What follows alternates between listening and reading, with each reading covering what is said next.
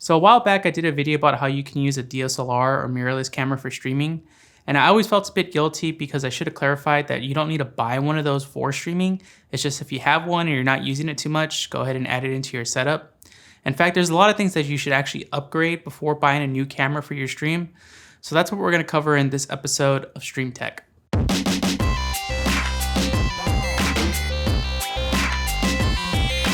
So first, let's think about what we're actually using these cameras for on our stream. So if you're doing a gaming stream, you're probably not having your camera take up a huge part of the gameplay. It's probably in the corner somewhere. And if you think about it, you're not getting all that quality from that expensive 4K camera with a $2,000 lens. It's probably something that's just like 360p. And second, everyone cares about 60 FPS. They want it to like match their gameplay.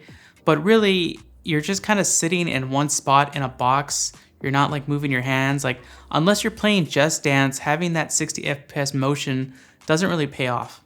And that's without even saying anything about the price. Your basic budget entry-level camera with the kit lens is gonna cost you about $500 or $700. And then you have to pay another $200 for the capture card, another $80 for the tripod.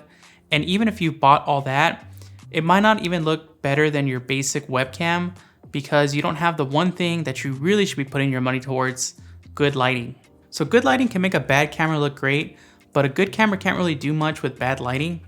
So we're gonna do some experiments here with my Logitech C920. This is pretty much like the de facto camera that everyone starts out with streaming. And we're gonna try it with a couple different setups. And we're gonna show you how lighting can really improve the look of this camera. So the most basic form of light that pretty much everyone has is light from their monitor. And you can see here, now this isn't the greatest lighting, and if you're playing a dark game, it's gonna be pretty much useless.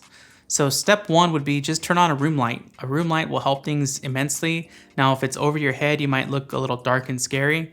But if you're too much of an edgy person and you want to play with the lights off, here's some other good lighting options. So here I have this $10 desk light from Miniso, and you might not have a Miniso in your country, so I'll put a link in the description to similar lights.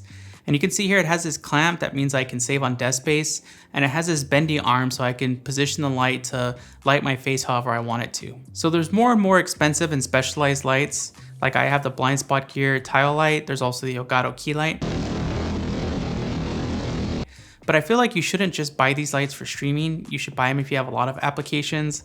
Like I use my lights for these YouTube videos, and I use them for FGC streams. So if you have some lights, what's the best way to use them? Well, you can see here with this desk light that it's really bright and it's really harsh on my face. And also it's kind of blinding. Like if I was playing for a while, it would kind of start to distract me. So what you want to do is find ways to diffuse your light or create soft light. So a lot of the more professional high-end lights have a softbox that you can buy, which is a nice way to diffuse the light. But for these lights that we have, there's actually some free cheap tricks that you can do to kind of get a similar effect. So if you have a solid white surface that isn't too reflective, like a white foam board, you can use something called bounce light. So basically you point the light at the foam board and then you angle it so that the light bounces off towards you, and it gives you this really nice, soft, diffused light. So another way of doing this is using some different household items, like maybe like a t-shirt or a bed sheet or some wax paper, and you can put this in front of the light to diffuse it. But this might change the color temperature of the light, but that's something that you can deal with in your camera settings. So no matter what method you use or equipment you buy, having a good lighting setup is a really good investment. In fact, you'll probably use this lighting setup far longer than whatever your next 2-3 cameras are.